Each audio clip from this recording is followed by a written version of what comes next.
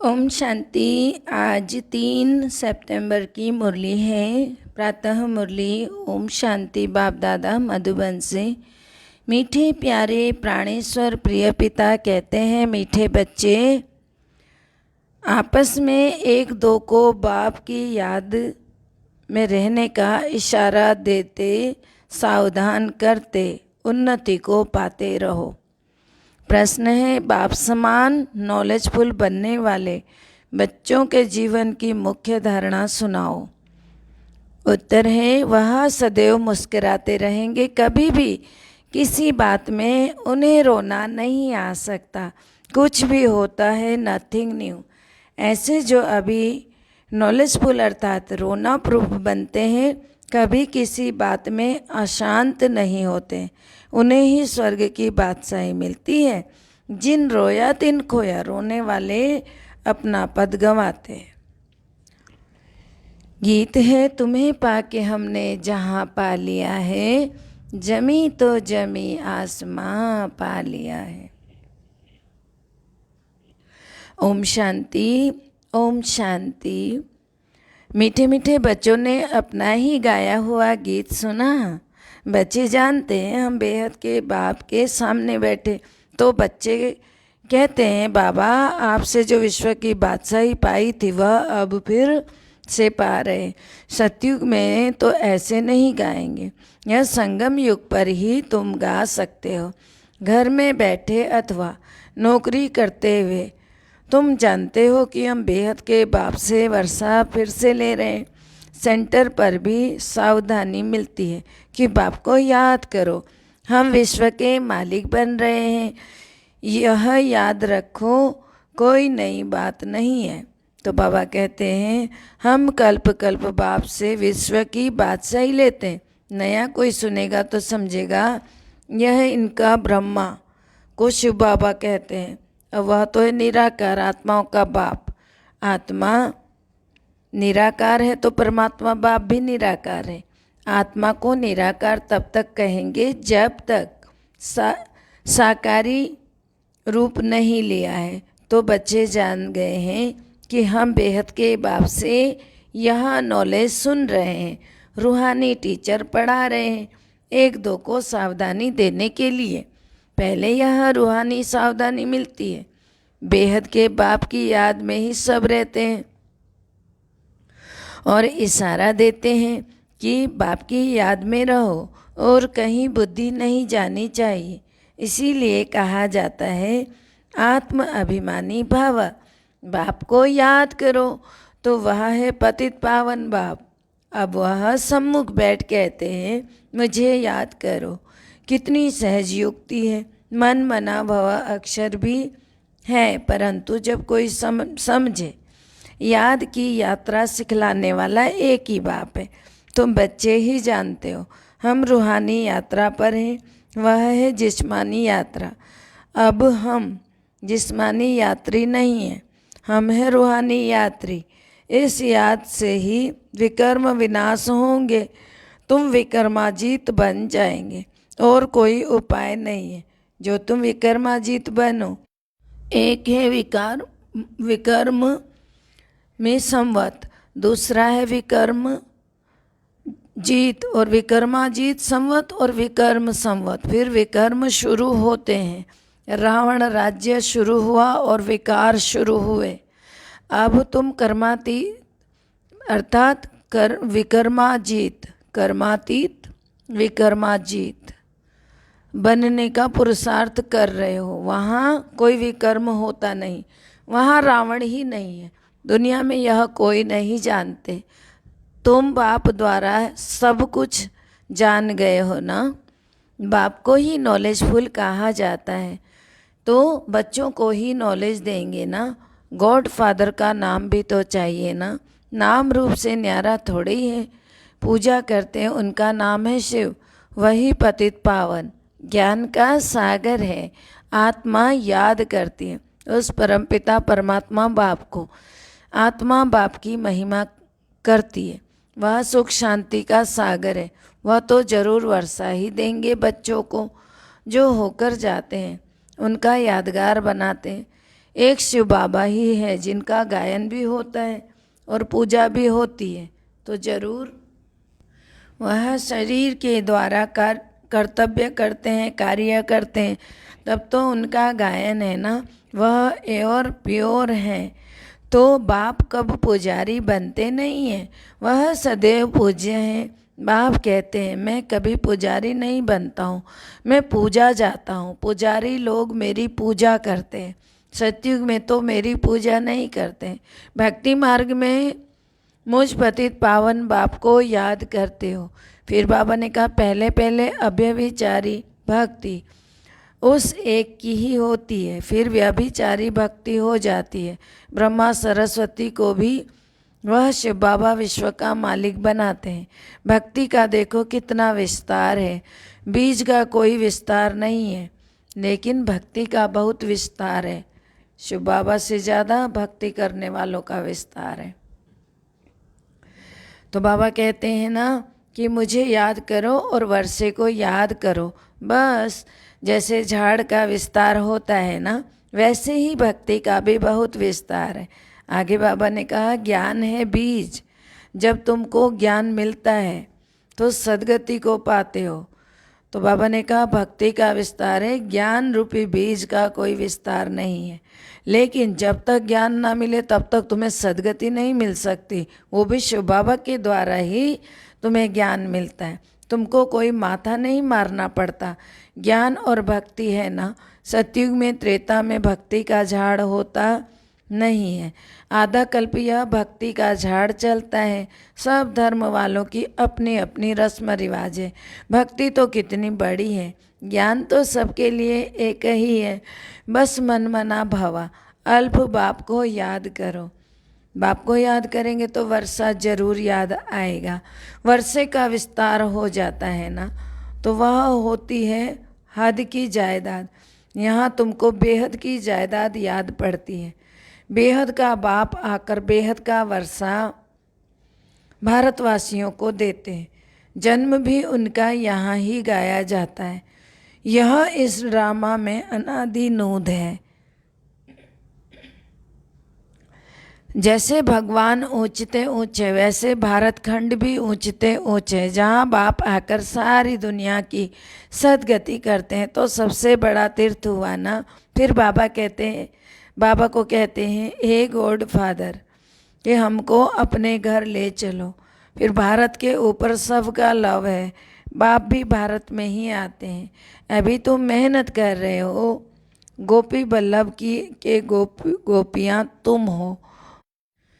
सतयुग में गोपियों की बात नहीं रहती है, वहाँ तो कायदे अनुसार राजाई मिलती है। चरित्र कृष्ण के हैं नहीं, चरित्र एक बाप के हैं। उनका चरित्र कितना बड़ा है, सारी पतित सृष्टि को पावन बनाते हैं। यह कितनी चतुराई है। इस समय सब मनुष्य मात्र अजामिल जैसे पापी हैं। मनुष्य समझते हैं यह साधु आदि श्रेष्ठाचारी हैं। बाप कहते हैं इन्हों का भी उद्धार मुझे ही करना है। यहाँ इस वक्त कोई श्रेष्ठाचारी नहीं है। जैसे तुम एक्टर्स हो, बाप भी एक्टर है ना, तो तुम 84 जन्म लेकर के पार्ट बजाते हो। वह भी तो क्रिएटर, डायरेक्टर, मुख्य एक्टर है ना। करण करावन है, हार है ना, तो वह क्या करते हैं, पतितों को पावन बनाते हैं। बाप कहते हैं तुम मुझे बुलाते हो आकर के हमें पावन बनाओ। फिर बाबा कहते हैं मैं भी तो इस पार्ट में बंधा हुआ हूँ ना, मैं भी बांधा हुआ हूँ इस पार्ट में। ऐसे कोई कह ना सके यह क्यों बना, कब बना। यह तो अनादि बना बनाया है, इसकी कोई गिनती नहीं हो सकती कब बना कब नहीं बना। ठीक है ना।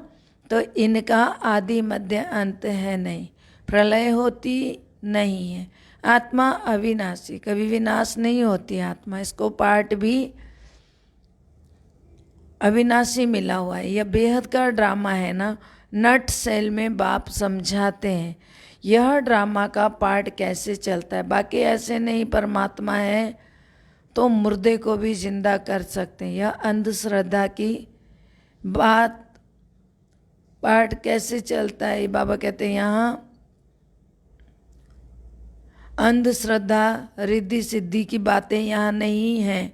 तो बाबा कहते हैं मुझे तो पुकारते हैं ना कि हे पतित पावन आओ, मुझे पुकारते ही इसलिए हैं, हे पतित पावन आओ, आकर हमको पतित से पावन बनाओ, अर्थात हम पापी हैं, हम पापी नीच को पवित्र बनाओ। तो बाबा कहते हैं कि गीता सर्वशास्त्रमयी शिरोमणि है, भगवान ने ही तो गीता सुनाई ना। फिर बाबा कहते हैं अच्छा सहज राजयोग कब सिखाया, यह भी तुम जानते हो। बाप आते ही हैं कल्प के संगम युग पर, जबकि आकर पावन दुनिया नई राजधानी स्थापन करते हैं। सतयुग में तो नहीं स्थापना करेंगे ना, तो यहाँ तो है ही पावन दुनिया। फिर कल्प के संगम युग में कुंभ का मेला लगता है, तो वह कुंभ का मेला 12 वर्ष बाद लगता है। फिर यह बड़ा कुंभ का मेला 5000 वर्ष बाद लगता है। तो यह है आत्मा और परमात्मा का मेला, और वह क्या है, वह पतित मनुष्यों का मेला। जबकि परमपिता परमात्मा आकर सब आत्माओं को पावन बनाकर ले जाते हैं। कल्प की आयु लंबी करने से मनुष्य मूझ गए हैं। फिर बाबा कहते हैं ये अभी तुम समझते हो, तुम्हारी मैगजीन जो निकलती है उनको भी तुम बच्चे समझ सकेंगे और कोई समझ भी नहीं सकेंगे। फिर बाबा ने कहा लिख दो, जो कुछ हुआ 5000 वर्ष पहले मिसल नथिंग न्यू। जो 5000 वर्ष पहले हुआ था वही अब रिपीट होता है। किसको भी यह समझना हो तो आकर समझे। ऐसे ऐसे युक्तियाँ रखनी चाहिए कि हम अखबारों में क्या डालें, तो यह भी तुम लिख सकते हो। यह महाभारत की लड़ाई कैसे पावन दुनिया का गेट खोलती है। सतयुग की स्थापना कल्प पहले मिसल कैसे होती है, कैसे देवी देवताओं की राजधानी स्थापन हो रही है, आकर समझो। गॉड फादर से बर्थ राइट लेना हो तो आकर के लो। ऐसे ऐसे विचार सागर मंथन करना चाहिए। वो लोग स्टोरी आदि बनाते हैं ना, फिर वह ड्रामा में जो नूंद है वही होता है। तो जो पार्ट बजाते हैं, तो व्यास ने भी फिर ड्रामा प्लान अनुसार शास्त्र आदि बना दिए, तो आगे भी वैसा ही करेगा। पार्ट ऐसा मिल गया, अभी तुम ड्रामा को समझ गए हो, फिर वही ड्रामा रिपीट होता है। अभी तुम आए हो, फिर से ज्ञान सुनते हो, फिर तुम जानते हो, फिर से यह लक्ष्मी नारायण का राज्य होगा। फिर बाबा आगे कहते हैं बाकी सब धर्म क्या हो जाएंगे, खल्लास हो जाएंगे। अभी तुम नॉलेजफुल बन रहे हो, बाबा तुमको आप समान बनाते हैं, फिर नॉलेजफुल बनाते हैं। तुम जानते हो आधा कल्प हम पीसफुल रहेंगे, फिर और कोई प्रकार की अशांति नहीं रहेगी। फिर आगे बाबा ने कहा वहाँ बच्चे आदि कभी रोते भी नहीं हैं, सदैव मुस्कुराते रहते हैं। यहाँ भी तुमको रोना नहीं है। गायन भी है ना, अम्मा मरे तो भी हलवा खाओ, तो जिन रोया तिन खोया। पद भी उनका भ्रष्ट हो जाता है जो रोते हैं। तुमको पतियों का पति मिला है, पतितों को उद्धार करने वाला मिला है, और पतियों का भी पति है। वो पुरुषों का भी पति है जो स्वर्ग की बादशाही देंगे जिनको, वह तो कभी मरता भी नहीं है। फिर रोने की भी क्या दरकार है। जो रोने पुरुष बनते हैं वही बादशाही लेते हैं, बाकी तो प्रजा में चले जाएंगे। बाबा से अगर कोई पूछे इस हालत में हम क्या बनेंगे, तो बाबा बता देंगे झट। बच्चों को पिछाड़ी में सब साक्षात्कार होगा। जैसे स्कूल में भी सभी को मालूम पड़ जाता है रुद्रमाला कौन सी बनती है, उसी तरह से तुम्हें भी पिछाड़ी में मालूम पड़ जाएगा। जबकि पिछाड़ी के दिन होते हैं ना, तो बहुत पुरुषार्थ करते हैं, समझते हैं हम फलाने सब्जेक्ट में नापास होंगे। तुमको भी मालूम पड़ जाएगा। बहुत कहते हैं हमारा बच्चों में मोह है, वह तो निकालना ही होगा। मोह रखना है एक में, बाकी ट्रस्टी होकर संभालना जरूर है। कहते भी हैं ना यह सभी कुछ बाप ने दिया है, तो फिर ट्रस्टी होकर चलो ना, ममत्व तो निकालो। तो बाबा कहते भी हैं ना कि यह भी सब कुछ बाप ने दिया है, सब कहेंगे कि यह बाप ने दिया है, फिर ट्रस्टी होकर चलो, तो ममत्व निकाल दो। फिर बाप खुद आकर कहते हैं इनसे ममत्व निकाल दो, समझो यह सब उनका है। फिर उनकी मत पर ही चलो, फिर उनके कार्य में ही लग जाओ। अविनाशी ज्ञान रत्न का दान करते रहो। यहाँ कन्याओं के लिए बाप के पास सबसे जास्ती रिगार्ड है। कन्याएं कर्म बंधन से फ्री रहती हैं। बच्चों को तो लौकिक बाप के वर्षे का नशा रहता है ना, कन्या लौकिक बाप का वर्षा नहीं पाती। यहाँ इस बाप के पास मेल फीमेल का भेद नहीं है। बाप आत्माओं को बैठ समझाते हैं। तुम जानते हो ना, हम सब ब्रदर्स हैं, बाप से वर्षा ले रहे हैं। आत्मा पढ़ती है, बाप से वर्षा लेती है। जितना जास्ती वर्षा लेंगे उतना ऊंच पद पाएंगे। बाबा आकर सब बातें समझाते हैं। शिव बाबा है निराकार, उनकी पूजा भी करते हैं। सोमनाथ का मंदिर भी उन्हीं का बनाते हैं। यह अभी तुम जानते हो शिव बाबा ने आकर क्या किया, क्योंकि उनका यादगार मंदिर बनाया है ना। यह भी तुम समझते हो कि कल्प कल्प ऐसा ही होगा। फिर आगे बाबा कहते हैं ड्रामा में नूद है सो रिपीट हो रहा है। बाप को आना ही है, पुरानी दुनिया का विनाश होना ही है। कोई अफसोस की बात ही नहीं है। यह खूने नायक खेल है, फिर सबका खून होगा। नहीं तो कोई किसका खून करे तो उनको फिर फांसी की सज़ा मिल जाए। अब किसको पकड़ेंगे? यह तो नेचुरल कैलेमिटीज आदि आनी ही है, विनाश तो होना ही है। फिर अमरलोक से मृत्युलोक के, अमरलोक और मृत्युलोक के अर्थ को भी कोई नहीं जानते। तुम जानते हो आज हम मृत्युलोक में हैं, कल हम अमरलोक में होंगे। अगर हम पढ़ते हैं, मनुष्य तो देखो घोर अंधियारे में है। तुम ज्ञान अमृत पिलाते हो, हाँ हाँ करके फिर सो जाते हैं। किसमें? नींद में। सुनते भी हैं बेहद का बाप वर्षा दे रहा है। यह वही महाभारत की लड़ाई है जिसमें स्वर्ग के गेट खुलते हैं। लिखते भी हैं ना बहुत अच्छा। तो यह ज्ञान कोई दे नहीं सकते, हम मानते हैं बस। खुद कुछ भी ज्ञान उठाते नहीं हैं, फिर सो जाते हैं। तो इसको कहा जाता है कुंभकर्ण की नींद में सोना। तुम कह सकते हो ना, लिखकर तो देते हो ना, परंतु ऐसे नहीं कि फिर सो जाओ तो घर में आकर भी सो जाओ। तो कुंभकर्ण के चित्र के आगे ले जाना चाहिए। इसके मुआफिक सो मत जाना तुम। समझाने की भी बड़ी युक्ति चाहिए। फिर बाबा ने आगे कहा कि बाबा कहते हैं बच्चे अपने दुकानों में भी मुख्य मुख्य चित्र को रखो, जो कोई आए उस पर ही समझाओ।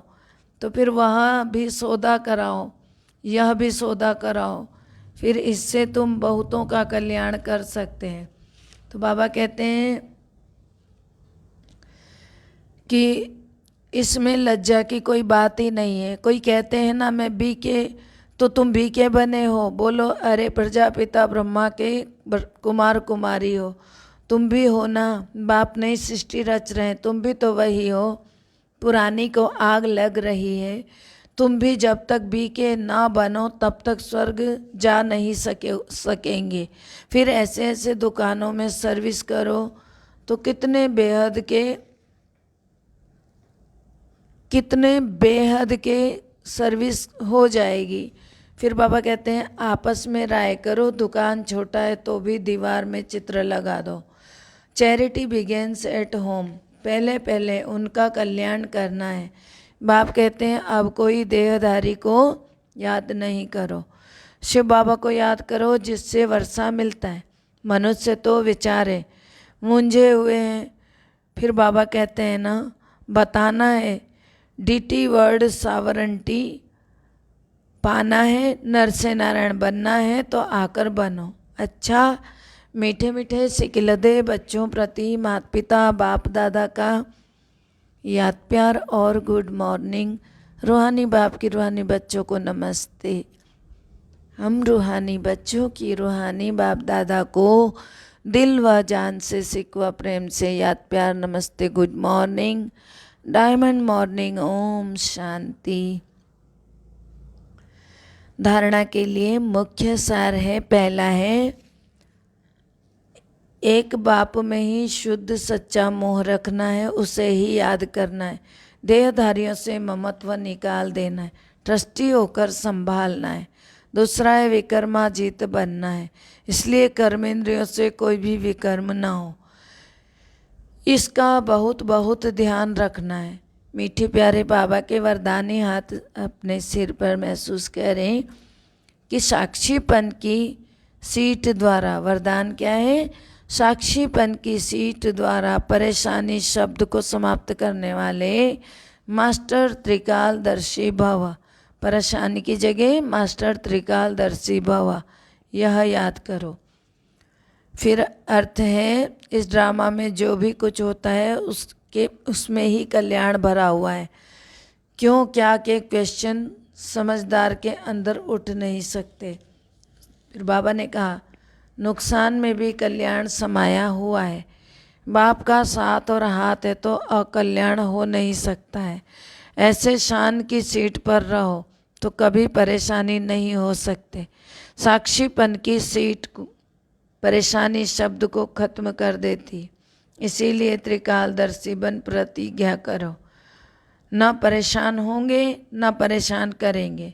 स्लोगन है अपनी सर्व कर्मेंद्रियों को ऑर्डर प्रमाण चलाना ही स्वराज्य अधिकारी बनना है। अपनी सर्व कर्मेंद्रियों को ऑर्डर प्रमाण चलाना ही स्वराज्य अधिकारी बनना है। ओम शांति। सर्व का भला हो, सब सुख पाएं, सब परमात्मा से जुड़ जाएं। सर्व का भला हो, सब सुख पाएं, सब परमात्मा से जुड़ जाएं। सर्व का भला हो, सब सुख पाएं, सब परमात्मा से जुड़ जाएं। अंत समय में अपना जीवन सफल बनाएं, मुक्ति व जीवन मुक्ति को पाएं। ओम शांति। प्यारे बाबा, ओम शांति।